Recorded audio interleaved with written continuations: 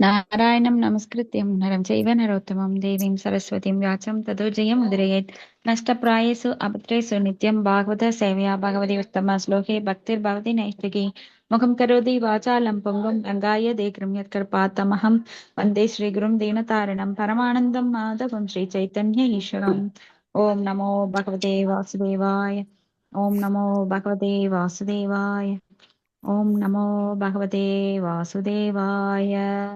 His Divine Grace Bhakti Vedanta Swami Srila Prabhupada ki jai. Maheswari Mataji பாகவத சரி பிரார்த்தனை யார சரிங்க.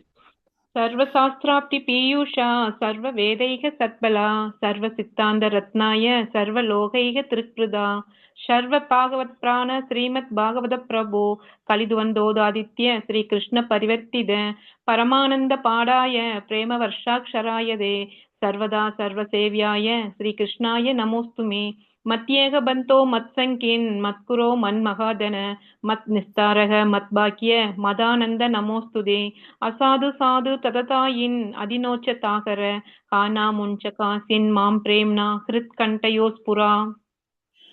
மொழிபெயர்ப்பு.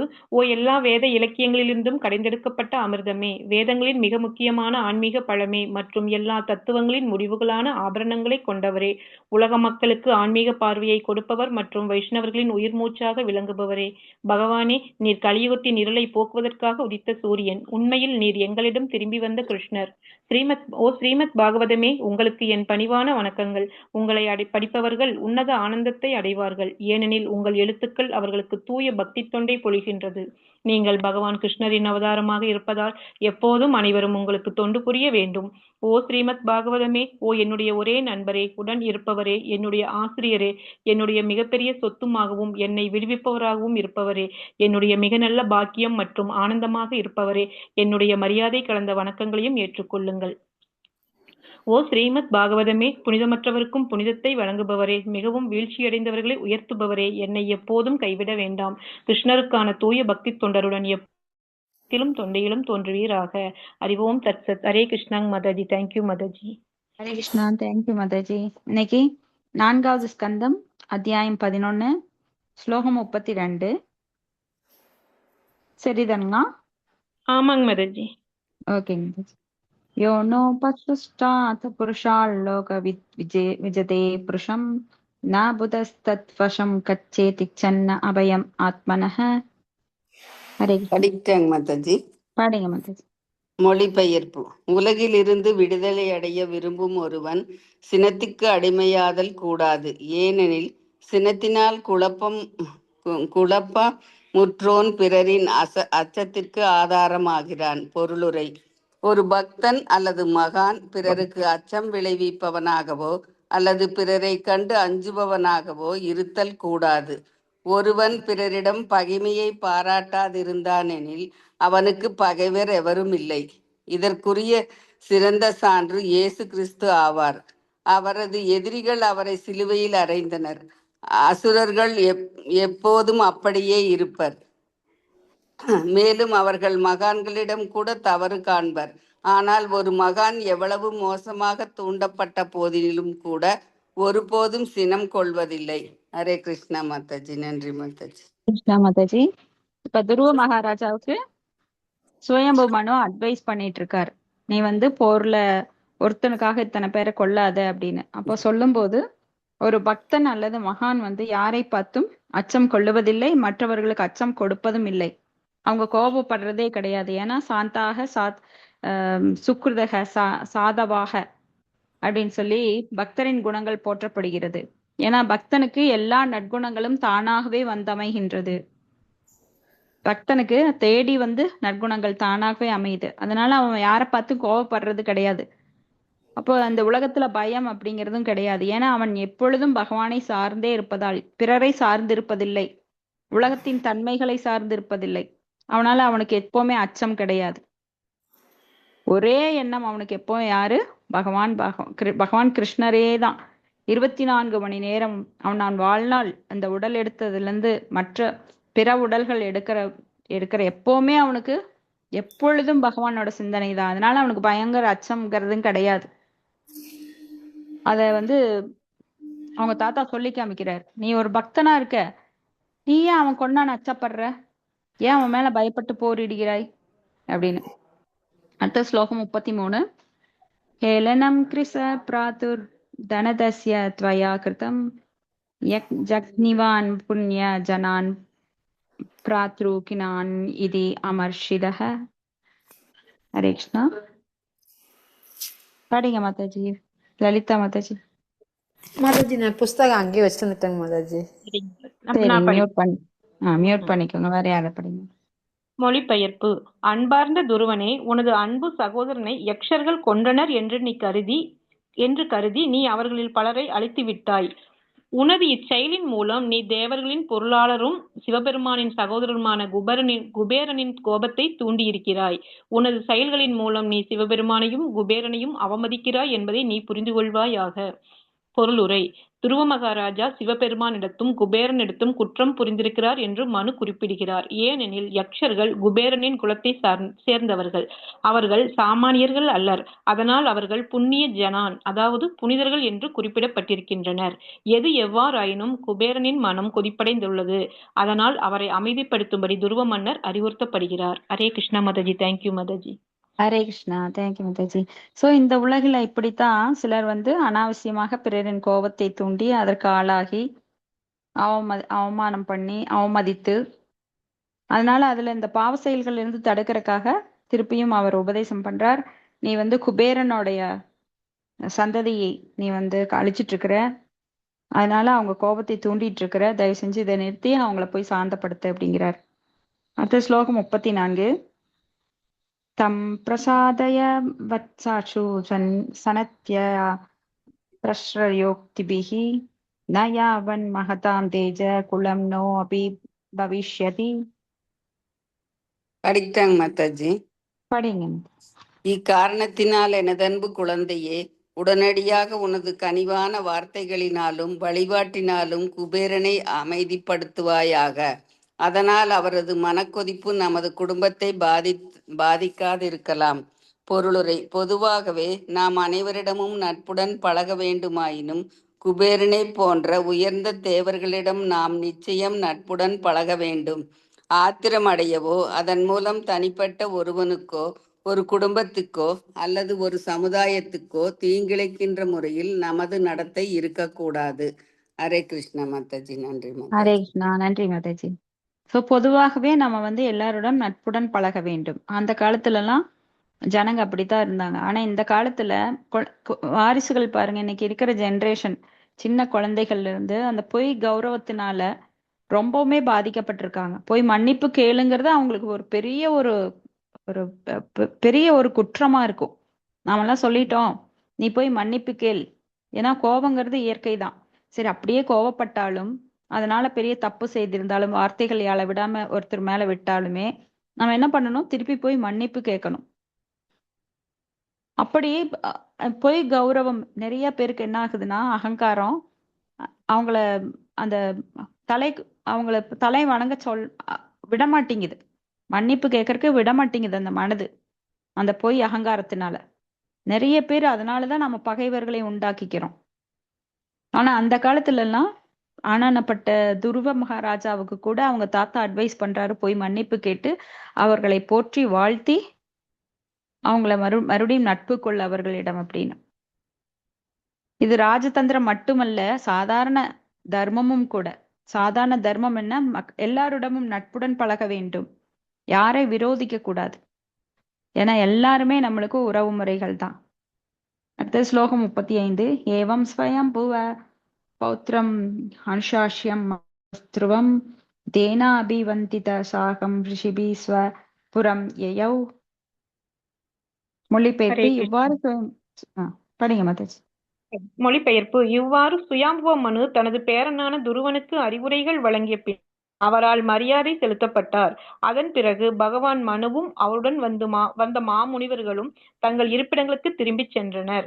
இவ்வாறு ஸ்ரீமத் பாகவதத்தின் 4வது காண்டம் 11ஆம் அத்தியாயமான சுயாம்பு மனு துருவ மகாராஜாவை யுத்தத்தை நிறுத்த சொல்லுதல் என்னும் பகுதிக்கு பக்தி வேதாந்தரின் பொருளுரை இத்துடன் நிறைவடைகிறது. ஹரே கிருஷ்ணா மாதாஜி. தேங்க்யூ மாதாஜி. ஹரே கிருஷ்ணா. தேங்க்யூ மாதாஜி. சுயம்பு மனு துருவ மகாராஜாக்கு யுத்தத்தை நிறுத்தி சொல்லி எல்லா அட்வைஸும் பண்ணிட்டு இப்ப திரும்பி கிளம்புறார். அவரோட வந்த முனிவர்கள் எல்லாருமே திரும்பி கிளம்புறாங்க. அடுத்த அத்தியாயம் 12. துருவ மன்னர் முழுமுதற் கடவுளை அடைதல். பதம் 1. மைத்ரேய உவாச்ச த்ருவம் நிவ்ருத்தம் பிரத்யுத்ய வைஷசாத் அபேதமன்யும் பகவான் தனேஸ்வரः தத்ராகத சாரண யஷ கிண்ணரைஹ சம்ஸ்தூயமானோ நியவதத் கிருதாஞ்சலிம். ஹரே கிருஷ்ண மாதாஜி. நான் படிக்கிறேன். மொழிபெயர்ப்பு.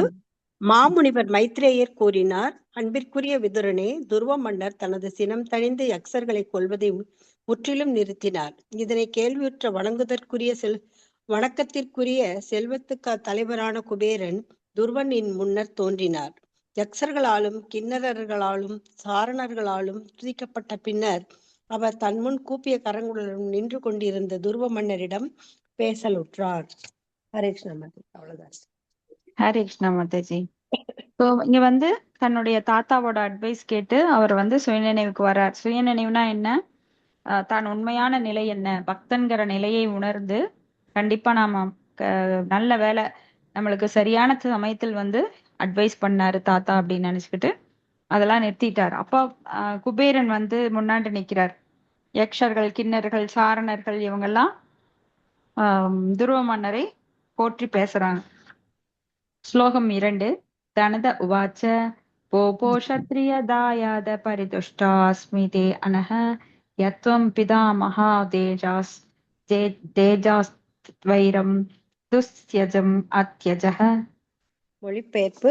பெருநிதியத்தின் தலைவரான குபேரன் கூறினார், ஓ பாவமற்ற சத்திரிய புத்திரனே, நீ உனது தாத்தாவின் அறிவுரையின்படி விடுவதற்கரியதாகிய உனது பகைமையை கைவிட்டதை கேள்வியுற்று நான் மிக்க மகிழ்ச்சி அடைகிறேன். உன் மீது எனது மகிழ்ச்சி பன்மடங்கு அதிகரிக்கின்றது. ஹரேஷ்.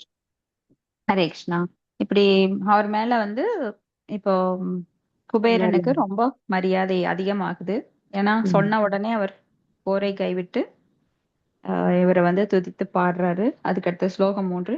ந பவான் அவதீத் யஷான் யஷா பிராதரம் தவ காலயே வகி பூத்தானாம் பிரபுராப்ய பாவயோக. மொழிபெயர்ப்பு. உண்மையில் நீ யக்ஷர்களை கொல்லவும் இல்லை, யக்ஷர்களால் உனது சகோதரன் கொல்லப்படவும் இல்லை. பிறப்பிற்கும் இறப்பிற்கும் மூல காரணமாக விளங்குவது பரமபுருஷ பகவானின் நித்திய காலமேயாகும். பொருளுரை. பெருநிதிய தலைவர் துருவ மன்னனை குற்றமற்றவர் என்று அழைத்த பொழுது துருவ மன்னர் பல யக்ஷர்களை கொன்றதினால் தான் குற்றம் புரிந்தவர் என்றே நினைத்திருக்க வேண்டும். அதனால் குபேரன் அவரிடம் உண்மையில் யக்ஷர்கள் மாண்டதற்கு அவர் காரணமன்று என்று உறுதியளிக்கிறார். அவர் இயற்கை நீதியின் கட்டளையின் கீழ் ஓர் அரசனது கடமையைத்தான் செய்தார். எனவே அவர் குற்றமற்றவர் அல்ல. அதுபோன்று உனது சகோதரன் யக்ஷர்களால் கொல்லப்பட்டான் என்றும் நீ கருதக்கூடாது. இவ்வாறு கூறிய குபேரன் மேலும் அவன் இறந்தது அல்லது கொல்லப்பட்டது என்பது இயற்கை நியதிப்படி நிகழ்ந்த செயலாகும் என்றும் அழியாத காலம் எனும் நியதி பகவானின் ஓர் இயல்பாகும். பிறப்பிற்கும் இறப்பிற்கும் அதுவே பொறுப்பாகும். அச்செயல்களுக்கு நீ பொறுப்பன்று என்றும் கூறினார். ஹரே கிருஷ்ணா. ஹரே கிருஷ்ணா. எப்படி அர்ஜுனன் வந்து நான் பிற உயிர்களை கொல்ல வேண்டும், நான் நான் நான் அப்படின்னு முதல்ல நினைச்சாரோ, அப்ப பகவான் சொல்றார், நீ வந்து வெறும் கருவிதான், என் கையில் ஒரு பொம்மலாட்ட கருவிதான். அதனால நான் சொல்றத மட்டும் நீ செய், கடமையை செய், பலனை எதிர்பார்க்காதே. கர்மண்யோவாதி அரஸ்தே மா பலேஷு கதாசுன அப்படின்னு சொல்றார். அப்ப கர்மத்தை செய்ய மட்டுமே உனக்கு அதிகாரம் உண்டு, அதன் பலனில் கிடையாது அப்படின்னு சொன்னி அவருக்கு எல்லாம் நிறைய விளக்கங்கள் கொடுத்து எப்படி பகவானை அணுக வேண்டும், எப்படி எந்த யோகத்தின் மூலமாக அவரை அடைய வேண்டும், உன்னோட கடமை நான் என்ன, வர்ணம் நான் என்ன, ஆசிரம் நான் என்ன, இப்படி பலதெல்லாம் சொல்லி கொடுத்துதான் கடைசியில கரிஷே வசனம் தவ அப்படின்னு சொல்லி நீ சொல்றத நான் செய்யற கிருஷ்ணான்னு கடைசியில செய்யறார். அதுக்கு முன்னாடி நிறைய வாதங்கள் புரிந்தார். அது போல இங்க துருவ மகாராஜா நினைக்கிறார், இந்த யஷனை கொன்றது என்னோட பெரும் குற்றம், யஷர்களை கொன்றது அப்படின்னு. ஆனா இன்னும் அவருக்கும் மேல ஒரு படி மேல போய் குபேரன் சொல்றாரு, நீங்க வெறும் கருவிதான், நீங்க காரணம் கிடையாது, அவர்கள் இறக்கவும் இல்லை. ஏனால் ஆத்மா என்றும் இறக்காது, ஆத்மா நித்தியமானது. நீங்க உடம்பத்தான் கொண்டிருக்கிறீங்க, ஆத்மாவு கிடையாது. அதனால நீங்க கொன்றதா நீங்க நினைக்க வேண்டாம்.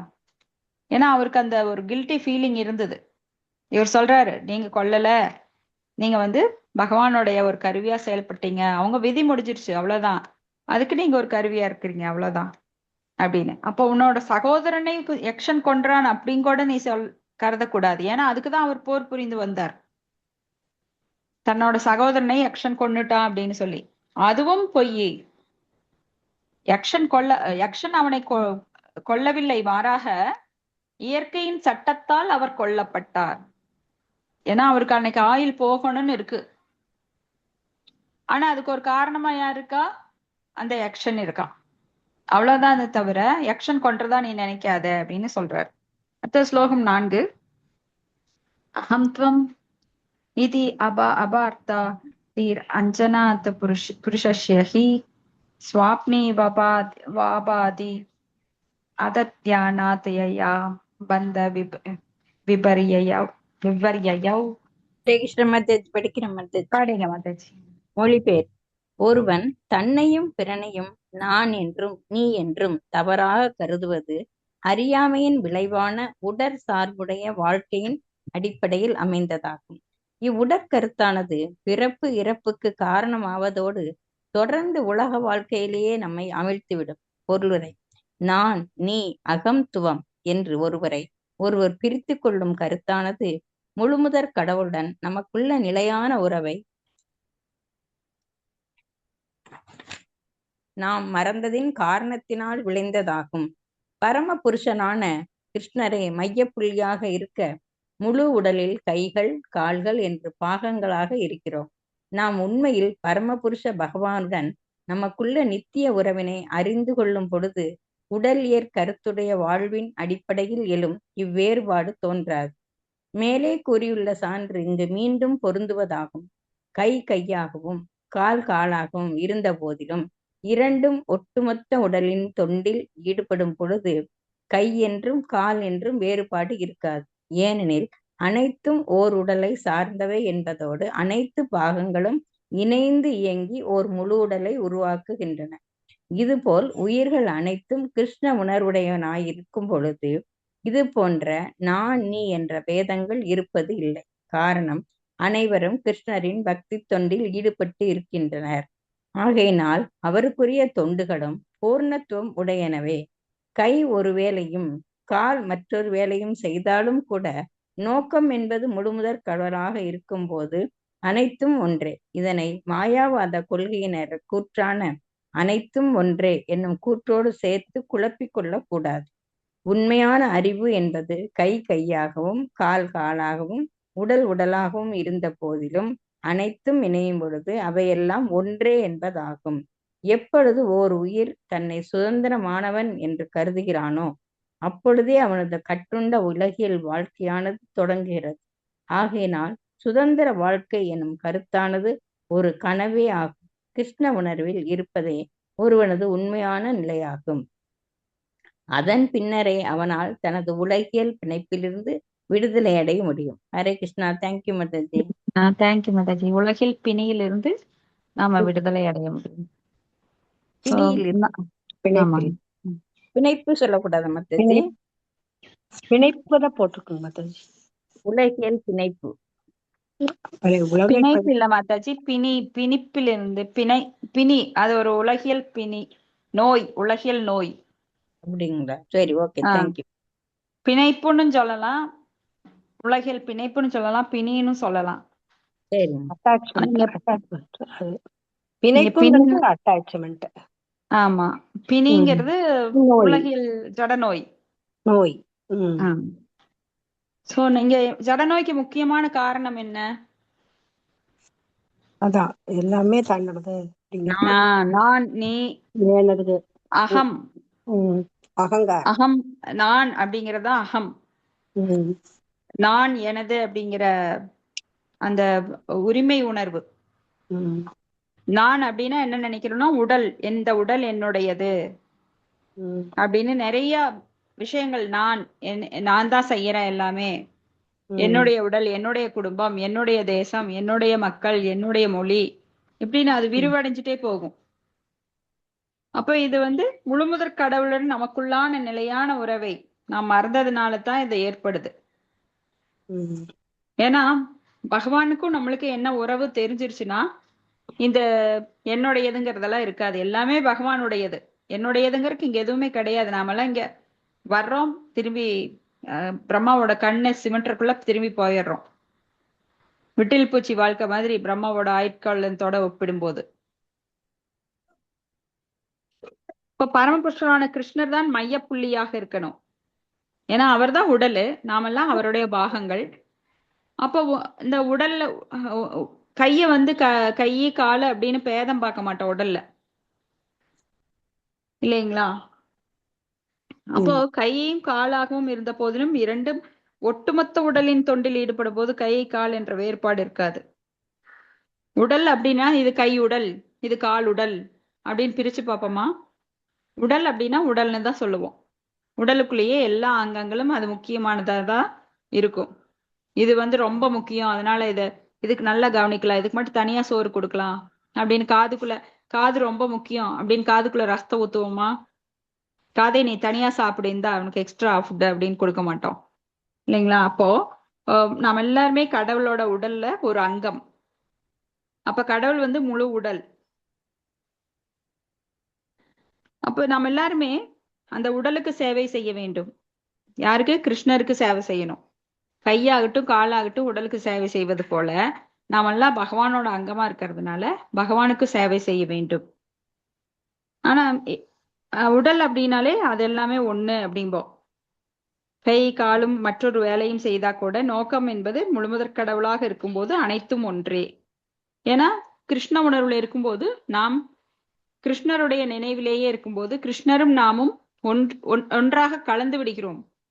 கலந்து விடுகிறோம்னா மாயாவாதிகள் நினைக்கிற மாதிரி கிடையாது, ஒன்று வேற.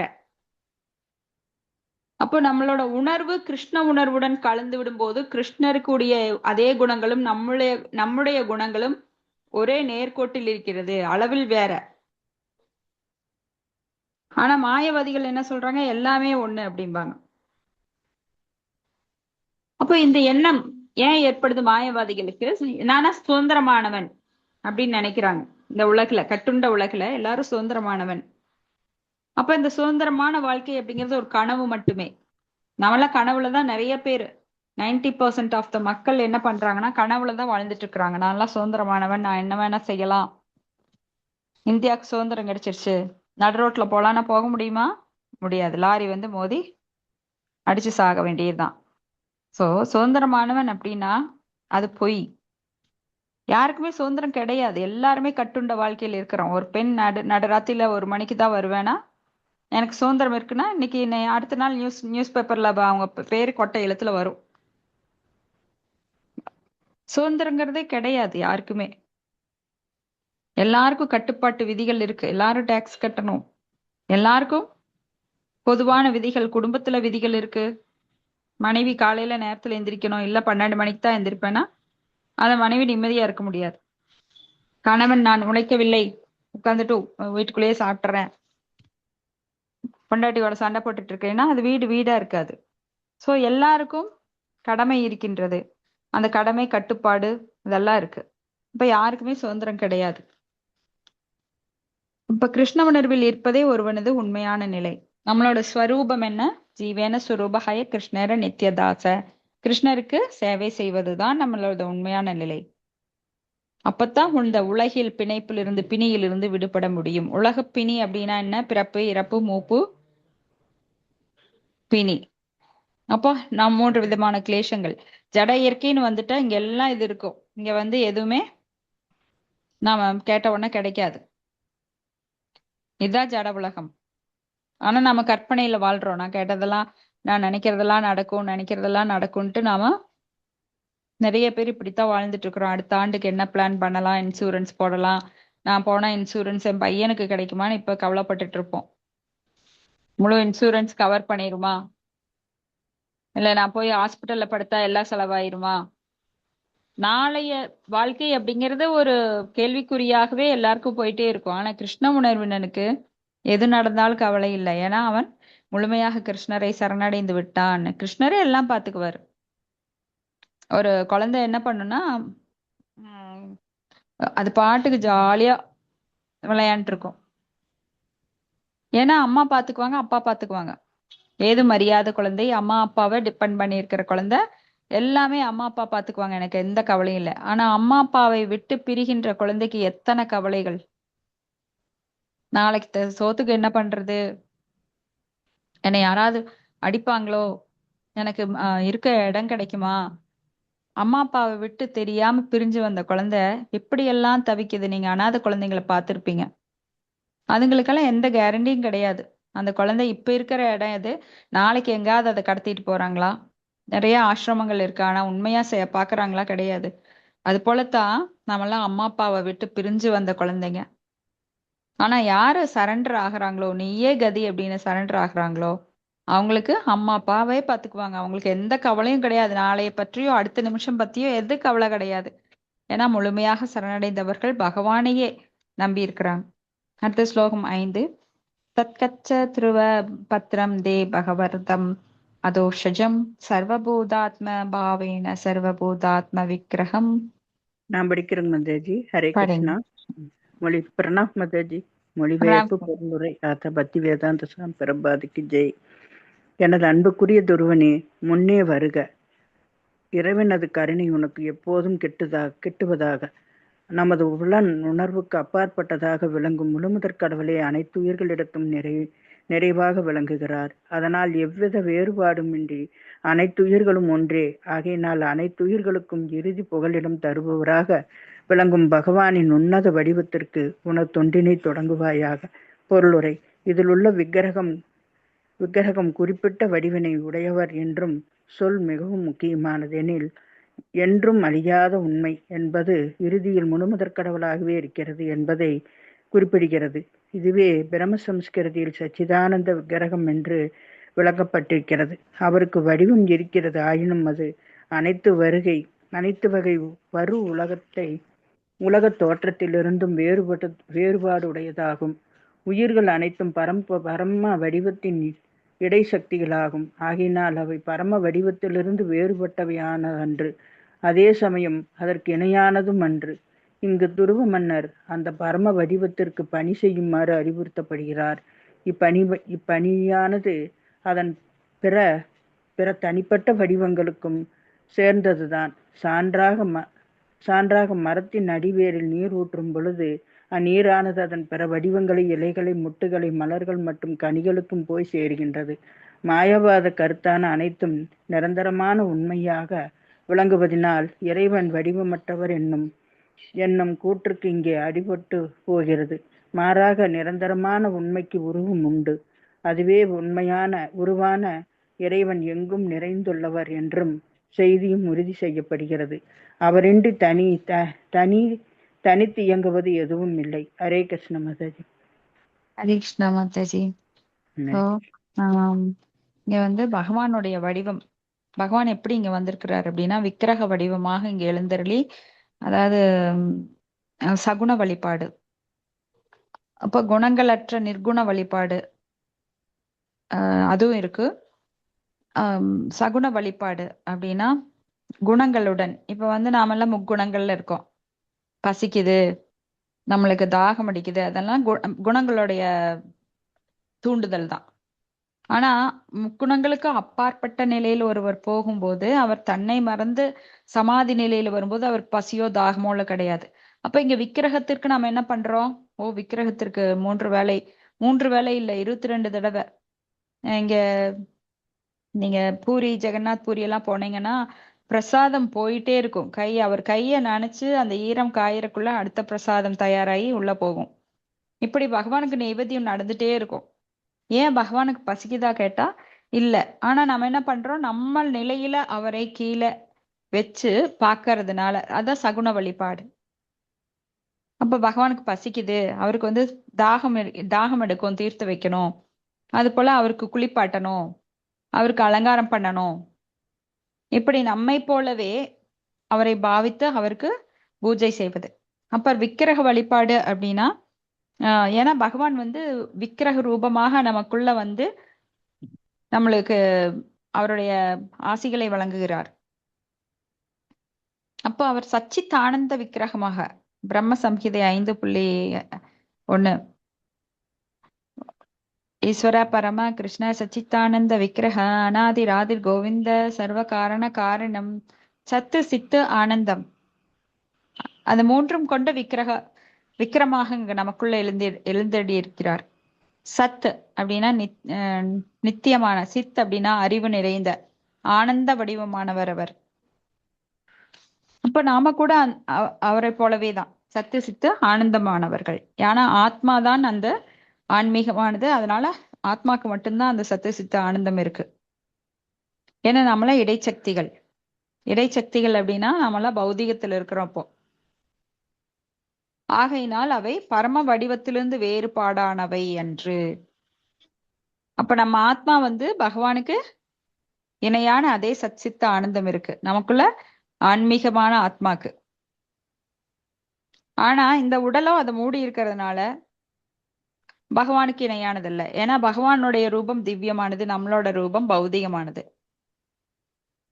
அதனால துருவ மன்னர் அந்த பரம வடிவத்திற்கு பணி செய்யுமாறு அறிவுறுத்தப்படுகிறார். விக்கிரக வழிபாடு செய்யும்படி அறிவுறுத்தப்படுறார்.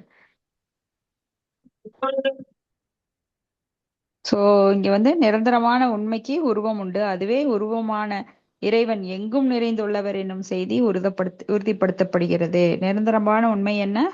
பகவான் ஸ்ரீகிருஷ்ணர் நித்தியமானவர், அவர் எங்கும் நிறைந்துள்ளவர். அவரின்றி தனித்து இயங்குவது எதுவும் கிடையாது. எல்லாமே அவரோட சக்திகள்னாலதான் இயங்குது. ஓகே. அப்போ மரத்தின் வேருக்கு நீரூற்றும் போது அந்நீரானது பிற வடிவங்களான இலை, மொட்டு, மலர், கனி இதுக்கெல்லாம் போய் சேர்ற மாதிரி, அப்போ பகவானுக்கு சேவை செய்யும் போது அதன் சத்தானது எல்லா உயிர்வாளிகளுக்கும் கிடைக்கின்றது. வேறு வேறு வடிவுல இருந்தா கூட, மனிதர்களாக இருந்தாலும் சரி, விலங்கா இருந்தாலும் சரி, என்னவா இருந்தாலும் இங்க எல்லாருக்கும் கொடுக்கப்படுது. பகவானுடைய சக்தி தான் எல்லாருக்கும் கொடுக்கப்படுது. பகவானது சக்தி இன்றி எதுவுமே இயங்காது. அடுத்த ஸ்லோகம் 6. பஜஸ்வ பஜனீயாங்க்ரீம் அபவாய பவ சித்தம் யுக்தம் விரஹிதம் சக்தியா குண மையாத்ம மாயையா. ஹரே கிருஷ்ணா மாதாஜி. ஹரே பிரணாம் கிருஷ்ணா. மாதாஜி. படிக்கிறேன் பிரணாம். மாதாஜி. மொழிபெயர்ப்பு பொருளுரை வழங்கியவர் தெய்வத்தில் ஆஷா பக்தி வேதாந்த ஸ்ரீலா பிரபுபாயிற்கு ஜெய். ஆகையினால் இறைப்பணி ஒன்றிலே முழு நேரமும் ஈடுபடுவாயாக. ஏனெனில் உலக வாழ்க்கையில் சிக்கலிலிருந்து இறைவனே நம்மை மீட்பவர் ஆவார். பகவான் ஆற்றல் மிகுந்த விளங்கினாலும் அவர் அதிலிருந்து தனித்தே இருக்கிறார். உலகில் நிகழும் அனைத்துமே முழுமுதல் கடவுளின் நினைத்தற்கரிய சக்தியினாலேயே நிகழ்கின்றன. பொருளுரை. முந்தைய ஸ்லோகத்தில் தொடர்ச்சியாக இங்கே துருவ மன்னர் பக்தி தொண்டில் ஈடுபட வேண்டும் என்று வற்புறுத்தி சொல்லப்படுகிறது. பக்தி தொண்டானது முழுமுதல் கடவுளின் உருவமற்ற தன்மைக்கு செய்ய முடியாதது. எப்போதெல்லாம் பஜஸ்வா என்னும் சொல் பக்தி தொண்டில் நீ ஈடுபடுவாயாக காணப்படுகிறதோ அங்கே தொண்டன், தொண்டு மற்றும் தொண்டு செய்யப்படுபவர் எனும் மூன்றும் நிச்சயமாக இருக்கும். முழுமுதல் கடவுளே தொண்டு செய்யப்படுபவர். அவரை மகிழ்ச்சியடைய செய்யும் செயல்களே தொண்டு. மற்றும் அத்தொண்டினை செய்பவன் தொண்டன் என்றும் அழைக்கப்படுகிறான். இச்சுலோகத்தில் மற்றொரு முக்கியமான செய்தி தொண்டு செய்யப்படுவதற்குரிய பகவானை தவிர வேறு ஒருவரும் இல்லை என்பதாகும். இது பகவத்கீதையிலும் மாம் ஏகம் சரணம் பிரஜா என்று உறுதிப்படுத்தப்படுகிறது. இறைவனின் கைகளையும் கால்களையும் போன்றவர்களான தேவர்களுக்கு தொண்டு செய்ய வேண்டும் என்று அவசியம் இல்லை. இறைவனுக்கு தொண்டு செய்யும் பொழுது அவரது கைகளுக்கும் கால்களுக்கும் சேர்ந்துதான் அத்தொண்டு செய்யப்படுகிறது. அதனால் அவர்களுக்கு தனித்தனியாக தொண்டு செய்ய வேண்டியது இல்லை. பகவத்கீதையில் 12.7 தேஷாம் அகம் சமுத்திராய மிருத்யாய சம்சார ஷாக ராத் என்று சொல்லப்பட்டிருக்கிறது. இதன் பொருள் பக்தனுக்கு தனது குறிப்பிட்ட கருணையை காட்டுவதற்காக அவனிலிருந்து அவனை இயக்கி அதன் மூலமாக அவனை வாழ்வின் சிக்கலிலிருந்து விடுவிக்கிறார். பரமபுருஷ பகவானை தவிர வேறெவராலும் உயிர்களை பரு உலகின் சிக்கலிலிருந்து காப்பாற்ற முடியாது. பரு உலக சக்தி என்பது முழுமுதல் கடவுளின் பல்வேறு ஆற்றலின் ஒரு விதமான வெளிப்பாடாகும். பாரஸ்ய சக்திர் விவிஸ்தயா ஸ்ரூயதே. நெருப்பின் சக்தியாக ஒளியும் வெம்மையும் இருப்பது போல உலக சக்தியானது பகவானின் ஆற்றலில் ஒன்றாகும். உலக ஆற்றலானது பகவானிடம் இருந்து வேறானதல்ல. ஆயினும் சக்திக்கும் பகவானுக்கும் எந்த ஒரு தொடர்பும் இல்லை. இடைசக்தியாக விளங்கும் உயிர்வாளியானது உலகை ஆள வேண்டும் என்ற பேராசையினால் உலகம் என்னும் ஆற்றலின் பொறியில் மாட்டிக்கொள்கிறது. பகவான் இதிலிருந்து தனித்தே இருக்கிறார். எனினும் அதே உயிர் பகவானின் தொண்டில் ஈடுபடும் பொழுது அத்தொண்டில் பற்றுடையவனாக மாறுகிறான். இந்நிலையே யுத்தம் என்று அழைக்கப்படுகிறது. பகவான் பரு உலக சக்தியினால் கூட இருக்கிறார். இதுவே பகவானின் இனத்திற்கரிய பேராற்றலாகும். பௌதீக சக்தியானது குணங்களில் செயல்படும் பொழுது அது உலக வாழ்வின் செயல் மற்றும் எதிர் செயல்களை உண்டு பண்ணுகிறது. பக்தர் அல்லாதவர் இச்செயல்களில் சிக்கிக்கொள்ள முழுமுதற் கடவுள் இணையும் பக்தர்களின் இயற்கையில் செயல் மற்றும் எதிர் செயல்களிலிருந்து விடுபடுகின்றனர். ஆகையினால் பகவான் இங்கே பவத் சித்தம் என்று அழைக்கப்படுகிறார். அதாவது உலக வாழ்வின் பிடியிலிருந்து மீட்சி அளிப்பவர் என்பது இதன் பொருளாகும். ஹரே கிருஷ்ணா மாதாஜி. நன்றி மாதாஜி. ஹரே கிருஷ்ணா. ஹரே கிருஷ்ணா. நன்றி மாதாஜி. ரொம்ப தத்துவமா இருக்கு. இப்போ இங்க இறைப்பணியில் ஈடுபடும்படி, எப்பொழுதும் இறைப்பணியில் ஈடுபடி அவருக்கு அறிவுறுத்தப்படுகிறது துருவ மகாராஜாக்கு. இப்ப பகவான் ஆற்றல் மிகுந்து விளங்கினாலும் அவர் அதிலிருந்து தனித்தே விளங்குகிறார். உலகில் நிகழும் அனைத்துமே முழுமுதற் கடவுளை நினைத்தற்கரிய சக்தியினாலேயே நிகழ்கின்றன. அப்ப நம்மெல்லாம் இங்க பெரிய பெரிய இயந்திரங்களை இயக்கும் போதும் சரி, இல்ல ஒரு பிசினஸ் மேன் ஆகட்டும் சரி, அவங்க தனித்து இயங்க முடியாது.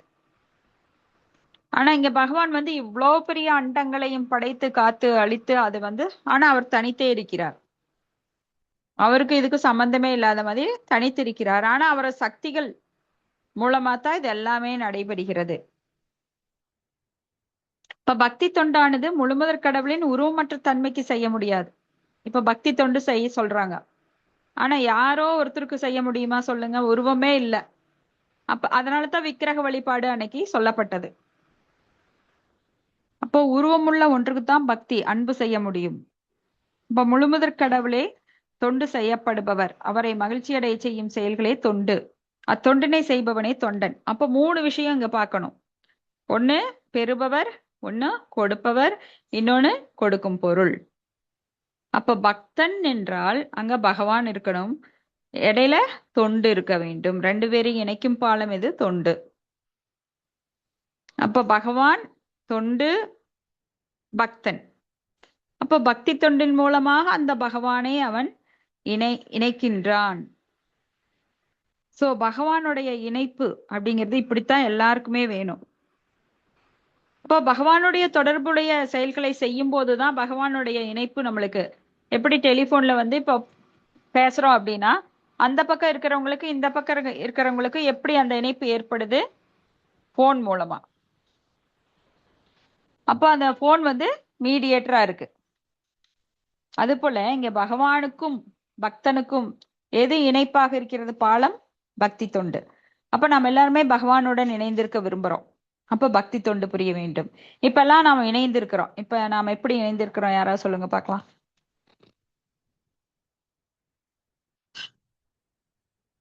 போன் மூலமா இணைஞ்சிருக்கோம். பக்தி மூலமாக பாகவதம் எனும் பக்தியின் மூலம் சத்சங்கம் மூலமா இணைஞ்சிருக்கோம்.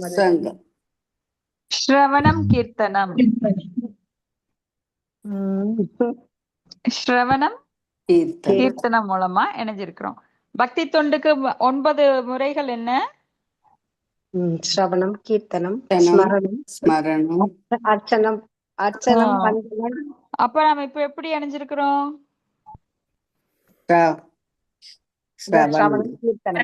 ஸ்ரவணம் கீர்த்தனம் மூலமா நம்ம இணைஞ்சிருக்கிறோம். சரிங்களா? இப்ப படிச்ச பிள்ளைங்க மாதிரி பதில் சொல்லணும். படிக்காத பிள்ளைங்களை கேட்டு.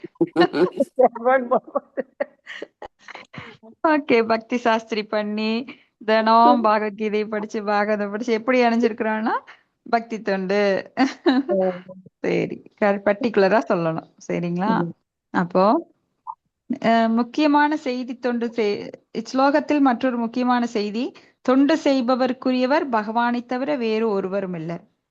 சரி, நாம எல்லாருமே தொண்டு செய்யறோம். இப்ப கணவனுக்கு தொண்டு செய்யறோம், கணவன் அவங்க அம்மா அப்பாவுக்கு தொண்டு செய்யறாங்க, ஆசிரியர் ஸ்டூடெண்ட்ஸ்க்கு தொண்டு செய்யறாங்க. இப்படி நிறைய தொண்டு. அரசியல்வாதி தொண்டர்களுக்கு தொண்டு செய்யறார், தொண்டர்கள் அரசியல்வாதி தலைவர்களுக்கு தொண்டு செய்யறான். ஆனா இந்த உலகத்துல திருப்தி இருக்கா? எதுலயாவது திருப்தி இருக்கா? இல்லைங்க. என்னதான் கணவன் உங்களை நல்லா பாத்துக்கிட்டாலும், குறை சொல்லிட்டு தான் இருப்பா மனைவி. கணவன் என்னதான் எல்லாம் வாங்கி கொடுத்தாலும் மனைவி குறை சொல்லிட்டு இருப்பா. பிள்ளைங்களை என்னதான் நல்லா பார்த்துட்டாலும் நீ எனக்கு அது வாங்கி தரல, அதை செய்யல, எனக்கு இந்த படிப்பு படிக்கலான்ட்டு இருந்த நீ வேற என்னை மாத்தி விட்டுட்ட. சோ எங்கேயுமே சந்தோஷம் இல்ல. எதனால? நாம் தொண்டு செய்வது யாருக்குங்கிறது தெரியாம செஞ்சுட்டு இருக்கிறோம். அதுலயும் பாருங்க, நிறைய பேரு வெளி உடலுக்கு நிறைய தான தர்மங்கள் அதெல்லாம் செஞ்சுட்டு அந்த மாதிரி தொண்டு செய்வாங்க. அப்படி தொண்டு செஞ்சா கூட அவங்களுக்கு ஏதாவது திருப்தின்னு கேட்டீங்களா? அங்கேயும் கிடையாது. சோ யாருக்கு தொண்டு செய்ய வேண்டும்? பகவானுக்கு. கரெக்ட். பகவானுக்கு ஒரு சிறு தொண்டு செய்தால் போதும், அவர் ரொம்ப ஹாப்பி ஆயிருவார். ஆனா நீங்க என்னதான் மாங்கு நீங்க எல்லாருக்கும் செய்யுங்க, அது அவங்களுக்கு நன்றி உணர்வும் இருக்காது, உங்களையும் குறை சொல்லுவாங்க. ஏன்னா இந்த ஜட உலகம் அப்படிப்பட்டது. அப்ப ஜட உலகத்துல நீங்க ஓடி ஓடி போய் யாருக்கு தொண்டு செஞ்சாலும் உங்களுக்கு கெட்ட பேர் தான் கிடைக்கும், இல்ல உங்களுக்கு திருப்தி அடையாது. இந்த மாதிரி எத்தனையோ இருக்கு. ஆனா பகவானுக்கு தொண்டு செய்யும் போது பகவான் முழு திருப்தி அடைகிறார். உங்க மேல கருணை மழைய பொழியிறார். ஒரு 2 மார்க் எழுதுனீங்கன்னா 20 மார்க் 30 மார்க் போட்டு பாஸ் பண்ணி என் குழந்தைய நான் தூக்கிக்கிறேன்னு சொல்லி ஓடி வந்து அவர் கூட தூக்கிட்டு ஓடிடுறார். அப்போ பகவத்கீதையில 12.7 சொல்றார், தேசாமகம் சமுத்தத்தா மிருத்யு சம்சார சாகராத் அப்படின்னு. இப்ப பக்தனுக்கு தனது குறிப்பிட்ட கருணையை காட்டுவதற்கு அவனுள்ளிருந்து அவனை இயக்கி அதன் மூலமாக அவனை வாழ்வின் சிக்கலிலிருந்து விடுவிக்கிறார். வாழ்வின் சிக்கலிலிருந்து பகவானை தவிர வேற யாராலும் விடுவிக்க முடியாது. நீங்க போய் ஒரு அரசியல்வாதியை சரணடைங்க, இல்ல ஒரு பணக்காரனை சரணடைங்க, ஒரு டாக்டர் சரணடைங்க, எல்லாருமே என்ன சொல்லுவாங்க? ஒரு டாக்டர் என்ன சொல்லுவான் கடைசியில? உங்களுக்கு அந்த பகவான் தான் வழிகாட்டணும்னு சொல்லுவாரே தவிர நான் காப்பாத்தி கொடுக்குறேன்னு சொல்ல மாட்டார். கடைசி வரைக்கும் நான் முயற்சி பண்ணிட்டேங்க, இனி நீங்க கடவுள் தான் காப்பாத்தணும்னு சொல்லுவார். அப்போ வாழ்வின் சிக்கலை தவிர்க்க கூடியது பகவானுடைய கருணையினால மட்டும்தான். பகவான் மட்டுமே நம்மளை காப்பாற்ற முடியும். இப்ப பருவுலக சக்தி என்பது முழுமுதற் கடவுளின் பல்வேறு ஆற்றலின் ஒரு விதமான வெளிப்பாடு. பராசர் சக்தி விவிதைவ சூயதே. அப்ப நெருப்பு அப்படின்னா வெறும் நெருப்பு மட்டும் நாம சொல்றோமா? அந்த நெருப்புக்குள்ள என்ன இருக்கு? ஒளி இருக்கு, வெப்பம், அந்த வெம்மை இருக்கு. பழகாத தூரத்துல இருந்து நீங்க பார்த்தாலும் அந்த காட்டு தீயானது நம்மளுக்கு தெரியும், அதுல ஒரு வெம்மை உணர முடியும். இப்படி பகவானது அந்த உலகில் இருக்கின்ற ஆற்றலானது பல விதமா நம்மளுக்கு தோற்றமாக காட்சியளிக்கிறது. இப்ப பாருங்க, மெஷின் அப்படின்னா அந்த மெஷின்குள்ள நிறைய ஒரே வெப்ப ஆற்றல் தான். அது என்னவா மாறுது? ஃப்ரிட்ஜ்லயும் இருக்குது, பல்பாவும் இருக்குது. அந்த மின்சாரம் அப்படிங்கிறது எத்தனை விதமா நம்மளுக்கு காட்சி கொடுக்குது. மிக்சியா இருக்கு, கிரைண்டரா இருக்கு, ஃப்ரிட்ஜா இருக்குது, குளிர்ச்சியும் தருது, வெப்பத்தையும் தருது, ஒளியையும் தருது. அது ஹீட்டர் ஆகுது. அப்போ அந்த கரண்ட்டை வச்சு எத்தனை வேலை நாம பண்றோம். அப்படித்தான் பகவானோட சக்திகள் பல விதமாக நம்மளுக்கு கிடைக்குது.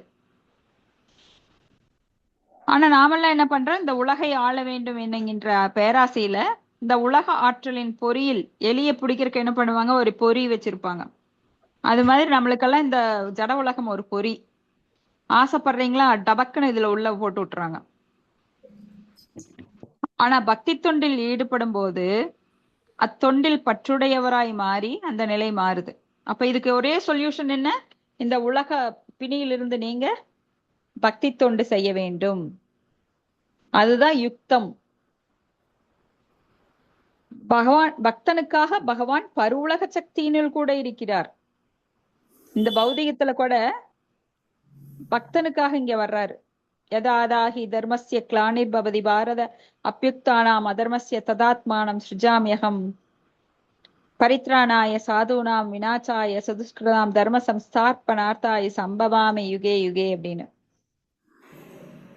அப்ப இங்க பகவான் பருவுலக சக்தியில கூட இருக்கிறார். அந்த பௌதிக சக்தியானது இயற்கையின் முக்குணங்களில் செயல்படும் போது அது உலக வாழ்வில் செயல் மற்றும் எதிர்ச்செயல்களை உண்டு பண்ணுது. அப்போ ஒரு செயலுக்கு 2 விதமான நன்மை அல்லது தீமை இருக்கு. இப்ப பக்தர் அல்லாதவர் செயல்களில் சிக்கிக்கொள்ள முழுமுதற் கடவுளுடன் இணையும் பக்தர்கள் இயற்கையின் செயல் மற்றும் எதிர்ச்செயலிருந்து விடுபடுகின்றனர். சோ பக்தர் அல்லாதவங்க இதுல சிக்கிக்கிறாங்க. ஆனா பக்தர்கள் என்ன பண்றாங்க? இதிலிருந்து விடுபடுகிறார்கள். எதுல? செயலிலிருந்து, செயலின் விளைவுகளிலிருந்து. ஏன்னா ஒரு செயல் செய்யும் போது அது புண்ணியமோ பாவமோ ரெண்டுக்குள்ள மாட்டிட்டா அவ்வளவுதான். அப்ப இங்க பகவான் பவச்சித்தம் அப்படின்னு சொல்லப்படுறார். அதாவது உலகப்பிடியிலிருந்து மீட்சி அளிப்பவர். பவச்சித்தம் அப்படின்னா அவர் நம்மளுக்கு உலக செயல்கள்ல இருந்து நம்மளுக்கு மீட்டு மீட்டு நம்மளை வெளியில கொண்டு வர்றார். ஆன்மீக உலகுக்கு கொண்டு போயிடுறார். அடுத்த ஸ்லோகம் 7. விருஷினி காமம் நிருபயன் மனோகதம் மத்தஸ்துவம் ஔத்தானபதே விஷங்கிதः வரம் வராஹோ அம்புஜ நாப பாதையோர் அனந்தரம் துவாம் வயம் அங்க சுஷ்ரும. ஹரே ஹரே கிருஷ்ணா. கிருஷ்ணா. படிக்காங்க முத்தாஜி. மல்லிகை மாதாஜி. மொழிபெயர்ப்பு. அன்பு குரு மன்னனே, உத்தான பாதரின் மைந்தனே, கொப்புளில் தாமரை மலரை உடையவர் என்று அறியப்படும் முழுமுதற் கடவுளின் பக்தி தொண்டில் தொடர்ந்து ஈடுபட்டிருப்பதாக நாங்கள் அறிகிறோம். ஆகையினால் எங்களிடம் இருந்து எல்லா வரங்களையும் பெறுவதற்குரிய தகுதினை நீ செய்திருக்கின்றாய். எனவே உனக்கு வேண்டிய வரத்தினை எந்தவித தயக்கமுமின்றி என்னிடம் கேட்பாயாக. பொருளுரை. மன்னன் உத்தானபாதனின் மைந்தனான துருவர் பகவானின் சிறந்த பக்தர் என்றும் அவனது திருவடி தாமரைகளை தொடர்ந்து சிந்தித்துக் கொண்டிருப்பவர் என்பதை இப்பிரபஞ்சமே நன்கு அறிந்திருந்தது. இதுபோல் மாசு மறுவற்ற பகவானின் பக்தன் தேவர்களால் அருளக்கூடிய அனைத்து வரங்களையும் பெறுவதற்குரிய தகுதியுடையவன் ஆகிறான். அதற்காக அவன் தேவர்களை வணங்க வேண்டும் என்பதில்லை. தேவர்களின் பொருளாளராக குபேரன் விளங்குவதனால் தனிப்பட்ட முறையில் துருவர் எவ்வரம் விரும்பினாலும் அதனை அருள்வதற்கு தயாராக இருப்பதாக கூறுகிறார். ஸ்ரீலா வில்வமங்கல தாக்கூரார் பகவானின் பக்தி தொண்டில் தொடர்ந்து ஈடுபட்டிருப்பவன் முன் அனைத்து வரங்களும் வேலைக்காரர்களை போன்று அவன் முன் பணி செய்ய கைகட்டி நிற்கும் என்று கூறுகிறார். முக்தி தேவியானவன் அவர் வாயிலின் முன் நின்று கொண்டு அவனுக்கு முக்தியோ அல்லது அதைவிட சிறந்ததையோ அருள்வான். அதனால் பக்தனின் நிலை என்பது மிகவும் தண்ணீர் இல்லாத ஒன்று என்று மேலும் கூறுகிறார். முழுமுதற் கடவுளுக்கு உன்னதமான அன்பு தொண்டு செய்வதன் மூலம் ஒருவன் அவனது தனித்த முயற்சி எதுவுமின்றி இவ்வுலகிலுள்ள அனைத்து வரங்களையும் பெறக்கூடியவன் ஆகிறான். பகவான் குபேரன் துருவ மன்னனிடம் அவர் எப்போதும் சமாதி நிலை அல்லது பகவானின் திருவடி தாமரைகளை சிந்தித்து கொண்டிருப்பவர் என்று நாம் கேள்விப்பட்டிருப்பதாக கூறுகிறார். அதாவது துருவ மன்னருக்கு கிட்டாதான என்று இம்மூவுலகிலும் எதுவும் இல்லை என்று குபேரன் அறிந்துள்ளான். முழுமுதற் கடவுளின் திருவடி தாமரைகளை தொடர்ந்து நினைக்கும் வரமின்றி வேறு எதனையும் துருவன் விரும்பவில்லை என்பதையும் நன்கு அறிவார். Hare Krishna. Thank you Mataji. Krishna, thank you mataji. So இங்க உத்தானபாதனின் மைந்தனான துருவ மகாராஜாக்கு இவங்க வரம் கொடுக்க தயாரா இருக்கிறாங்க. யாரு? குபேரர், மற்ற தேவர்கள் எல்லாம். ஏன்னா அவர் தூய பக்தர். ஏன்னா ஒரு தூய பக்தரா இருந்தங்காட்டிக்குத்தான் சண்டைக்கு போனவரை உடனே தடுக்க முடிஞ்சது அவங்க தாத்தா. தடுத்த உடனே அவர் என்ன பண்ணிட்டாரு? நீ என்ன நான் சொல்றது, நான் என்ன கேக்குறது, அந்த மாதிரி போய் அகங்காரம் அவர்கிட்ட இல்ல. ஏன்னா ஒரு தூய பக்தன்றதுனால தெளிவான மனநிலை அவருக்கு இருந்தது. எப்பறம் அட்வைஸ் கேட்டதுக்கு அப்புறம். அதுக்கு முன்னாடி சிறு களங்கம் இருந்தால் கூட, அது ஜடத்தின் பாதிப்பால சிறு களங்கம் இருந்தாலும் கூட சரியான முறையில அவர் தடுத்தாட்கொள்ளப்பட்டார். ஏன்னா பகவானின் பக்தர்கள் ஒரு சிறு தவறை செய்தாலும் கூட அவர்களை பகவான் திருத்தி ஆட்கொள்கிறார். எப்படியோ போன்னு விட்டுறது கிடையாது. இதெல்லாம் நாம பல இதுல பார்த்திருக்கோம். அபிஷேக் துராச்சாரே அனன்யபாக் சாது ஏவச்ச மந்தவ்ய வேவசிதோஹிசக அப்படின்னு சொல்லி அந்த பக்தன் எப்பொழுதாவது ஜட இயற்கையினால ஏதாவது ஒரு தவறு செய்ய நேரிட்டாலும் பகவான் அவனை திருத்தி ஆட்கொள்கிறார். அவனை ஒரு குற்றவாளியாக கருதவே கூடாது, மீண்டும் அவர் பக்தராகவே கருதப்பட வேண்டும் அப்படின்னு சொல்றார். ஏன்னா எல்லாருமே தவறளிக்க கூடியவர்கள் தான். ஈவன் சிவபெருமான் கூட சில சமயங்கள்ல அறியாமைக்கு கொண்டு வரப்படுறார். சோ இங்க வந்து பில்வமங்கர தாக்கூரார் சொல்றார், பகவானின் பக்தி தொண்டில் தொடர்ந்து ஈடுபட்டிருப்பவன் முன் அனைத்து வரங்களும் வேலைக்காரர்களைப் போல அவன் முன் பணி செய்ய கை கட்டி நிற்கும். சோ அவனுக்கு வரம் அப்படிங்கிறது ரொம்ப சாதாரணமா கிடைக்கும். அது போல முக்தி அப்படிங்கிறது வீட்டு வாசல் முன்னாடி கை கட்டி நிக்குமாமா. அதனால் பக்தனின் நிலை என்பது தன் நிகரில்லாத ஒன்று. ஆனா யோகம் செய்யறவங்க பாருங்க, ஹடயோகிகள், ஞான யோகிகள், அஷ்டாங்க யோகிகள், தியான யோகிகள், இவங்கெல்லாம் வந்து ரொம்ப பக்தனோட நிலையை எய்தவே முடியாது. ஆனானப்பட்ட துர்வாச மகாராஜா அம்பரீஷ் மகாராஜாட்ட என்ன பாடுபட்டார் பாத்தீங்களா? இத்தனைக்கு அம்பரீஷ் மகாராஜா எல்லாம் பெருசா யோகமெல்லாம் பண்ணல, தலகீழா நின்னு. ஆனா யோகி அப்படின்னு புகழ் பெற்ற துர்வாச முனிவர், அவர் யாருடைய அம்சம்? சிவனுடைய அம்சம். அப்படி இருந்தும் கூட அவர் வந்து அந்த அகங்காரத்தினால தன்னுடைய நிலையிலிருந்து பக்தனை அவமதிக்கும் போது அந்த வைஷ்ணவ அபராதம் அவர் எந்த ஒரு துன்பத்திற்கு ஆளாக்குதுன்னு நாம பார்க்கலாம். சோ பக்தனோட நிலைங்கிறது மிக உயர்ந்த நிலை, அரிதானது, மிக மிக அரிதானது. அப்ப பகவானுக்கு அன்பு தொண்டு செய்வதன் மூலம் அவன் தனி முயற்சி எதுவுமின்றி உலகில் உள்ள அனைத்து வரங்களையும் பெறக்கூடியவன். குபேரன் வந்து அள்ளி கொடுக்கிறார். ஏன்னா தேவர்கள் தேவதைகள்லாம் நம்ம வீட்டு வாயில பாகவதம் படிச்சுட்டு இருக்கிறோம், அவங்க எல்லாம் வந்து அவ்வளவு மகிழ்ச்சி அடைகிறாங்க. நம்ம உடம்புக்குள்ள எத்தனை தேவர்கள் தேவதைகள் இருக்காங்க. நாம இப்ப முழுமுதற் கடவுளுக்கு தொண்டு செய்யறோம், பக்தி தொண்டு செய்யறோம்னா அவ்வளவு பூரிப்படைகிறாங்க. நம்மளுக்கு கேட்காத வரங்களையும் கொடுக்கறாங்க. ஏன்னா மங்களம் என்பது எதுல இருக்குது? பகவானுடைய நாம ரூப லீலை குணங்கள் இருக்கு. அதைத்தான் நம்ம திருப்பி திருப்பி படிக்கிறோம். நீங்க கோயில் கோயிலா ஓட வேண்டாம், மங்களகரமா இருக்கும்னு மஞ்சள் எடுத்து பூசிக்க வேண்டாம், சாணம் வலிக்க வேண்டாம். பகவானுடைய கதைகளை கேட்டாலே மங்களம் உங்க வீட்டுக்குள்ள ஓடி ஓடி வருது. நிறைய பேர் விளக்கெல்லாம் வீட்டை சுத்தி சுத்தி ஏத்துவாங்க, ஆனா மனசுக்குள்ள பாத்தீங்கன்னா வெறும் குப்பையில போட்டு வச்சிருப்பாங்க. அங்க என்ன மங்களம் இருக்கக்கூடும்? வெளிப்புறத்துல ஏமாற்றுனா எல்லாம் கிடைச்சிருமா? அதெல்லாம் வந்து நீங்க இங்கதான் இந்த வித்தைகள் எல்லாம் எங்க பண்ணணும்? நம்ம கோர்ட்டுல பண்ணலாம். ஏமாற்று வித்தைகள் எல்லாம் நம்மளோட ஜட உலகுல நாம ஒருத்தர் ஏமாத்திக்கலாம். ஆனா உள்ள இருக்கிற பகவானை யாரும் ஏமாத்த முடியாது, தேவர்களை ஏமாற்ற முடியாது. சோ தேவர்கள் நாம என்ன செய்யறோமோ அதுக்கு தகுந்த பலன் கொடுப்பாங்க. இயற்கையோட சட்டத்தை யாராவது ஏமாற்றி விட முடியுமா? நான் பாரு இவன் சிரிச்சுட்டே உன்னை பத்தி மோசமா நினைக்கிறேன் பாரு உள்ளத்துலன்னு எல்லாரும் பண்ணலாம். நிறைய நம்மள பக்தர்கள் கிடையாது, வெளியில போனீங்கன்னா நல்லா சிரிச்சு பேசுவாங்க, ஆனா உள்ளத்துல வந்து இவெல்லாம் இப்படி வாழ்க்கை வாழ்றா, நம்மளுக்கெல்லாம் அமையல பாரு, எப்படி கிடந்தவ இன்னைக்கு இப்படி இருக்கு, எவ்வளவு செல்வாக்கா இருக்கா அப்படின்னு மனசுக்குள்ள குமுறிட்டு வாங்க வாங்க அப்படிம்பாங்க. காஃபி சாப்பிட்றீங்களா, டீ சாப்பிட்றீங்கபாங்க. ஆனா அதெல்லாம் நடிப்பு. ஆனா இங்க வந்து நம்ம உள்ளத்தை தெரிஞ்சுக்கிட்டு அந்த தேவர்கள் நம்மளுக்கு பெரிய பெரிய வரங்கள் கொடுக்க தயாராக இருக்கிறார்கள்.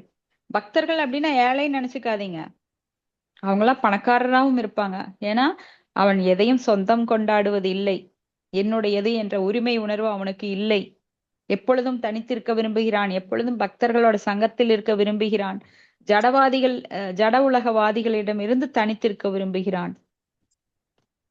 அவங்க கிட்ட சேர மாட்டான். அவனுக்கு மனசு அவங்க விட்டு சேர்ந்தாலும் அமைதியா இருக்காது. எப்படா அவங்க விட்டு போகலாம் போல இருக்கும். சில சமயங்கள்ல நம்மெல்லாம் அந்த மாதிரி மாட்டிக்குவோம். கல்யாணம், கன்றாவி, டெத்து இதுக்கெல்லாம் போய் அவங்க உட்கார்ந்து பேசுறத கேட்டாலே நம்மளுக்கு அப்படியே காது அப்படியே நம்மளையே கொன்னு போடும். எப்படா பகவத்கீதை பாகவதம் படிக்கிறதுக்கு போய் அதுல ஜாயிண்ட் ஆகலாம், அதை விட்டுட்டு இங்க வந்து மாட்டிட்டனே அப்படின்னு போனை காதுல வச்சாலும் என்ன நீ அங்க என்னமோ கேட்டுட்டே இருக்கிற எங்க கூட உட்காந்துட்டு அப்படின்னு நம்மள அப்படியெல்லாம் பேசுவாங்க அவங்க. அப்போ பக்தர்கள் சங்கத்துல இனிமையை கண்டவங்களுக்கு தெரியும் எவ்வளவு நரகத்தனமானது வெளியுலகம் அவங்களோட பேச்சுக்களை கேட்கறது. ஏன்னா அவங்க சொந்த பெருமை பேசிக்குவாங்க. இப்படித்தான் எங்க சொந்தத்துல வந்து பெரிய பணக்காரங்க போனா போதும், ஜுவல்லரி பத்தியும், நாங்க ஃபாரின் போயிட்டாங்க, என் பொண்ணு ஃபாரின் போயிட்டா, அவங்க கசினை பார்க்க போயிட்டா, அப்புறம் பெரிய டாட்டா பிர்லா அவங்க அந்த மாதிரி தான் பேசுவாங்க. அதை கேட்கும்போது அவ்வளவு காதுக்கு வந்து அப்படியே கொதிக்கிற இரும்பை எடுத்து காய்ச்சி ஊத்துன மாதிரி இருக்கும். பகவானோட நாமத்தை சொல்லிட்டு உட்காந்துட்டு இருப்போம். ஆனா அவங்க வந்து நம்மளை கலைச்சிட்டு அதெல்லாம் பேசும்போது நம்மளுக்கு எரிச்சலாம் வரும். என்ன பண்றது? அதெல்லாம் சகித்து தானே போகணும். ஏன்னா பக்தனுடைய இன்னொரு குணம் என்ன? சகிப்புத்தன்மை. அவங்கள திருத்தவும் முடியாது, ஆனா அவங்கள விட்டு விலகி வரத்தான் துடிக்கும். அப்படி நம்மளோட ரெண்டாங்கட்டி வாழ்க்கை சில சமயங்கள் அப்படியும் போகும். சரி, இதோட முடிச்சுக்கலாம். நம்ம தொடர்ந்து பகவத்கீதை பாகவத ஸ்லோகங்கள் படிக்கலாம். ஸ்லோகம் 8ல இருந்து நாளைக்கு பார்க்கலாம். ஹரே கிருஷ்ணா. இதுல ஏதாவது சந்தேகங்கள் கருத்துக்கள் இருந்தா டிஸ்கஸ் பண்ணலாம்.